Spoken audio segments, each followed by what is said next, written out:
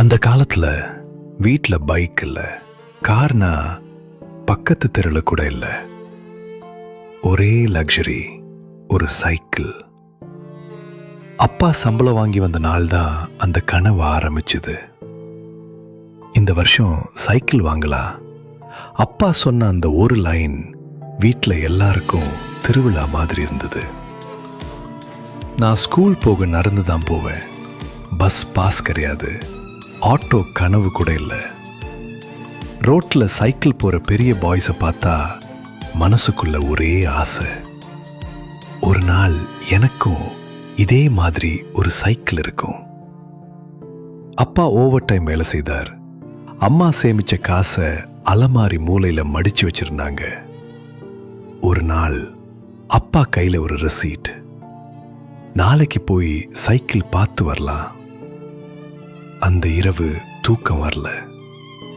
கனவுல கூட பெல் அடிச்ச சத்தம்தான். அடுத்த நாள் சைக்கிள் ஷாப். அந்த வாசனை, புது டயர், புது ஹேண்டில், புது சீட். அப்பா கேட்டார், இதுதான் வேணுமா?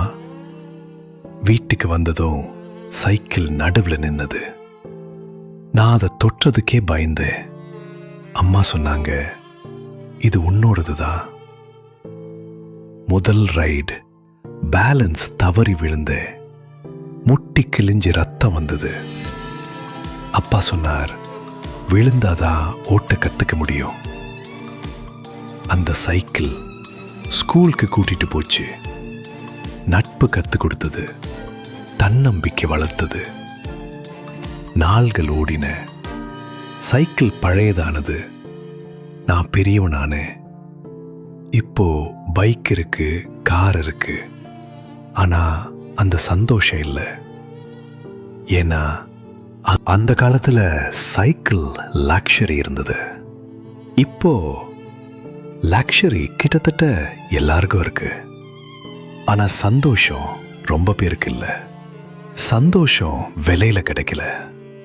அது குறைவில் இருந்த வாழ்க்கையில தான் பிறக்குது. இன்னும் அந்த சைக்கிள் கண்ணில் படுத்தா ஒரு விஷயம் மட்டும் புரியும்.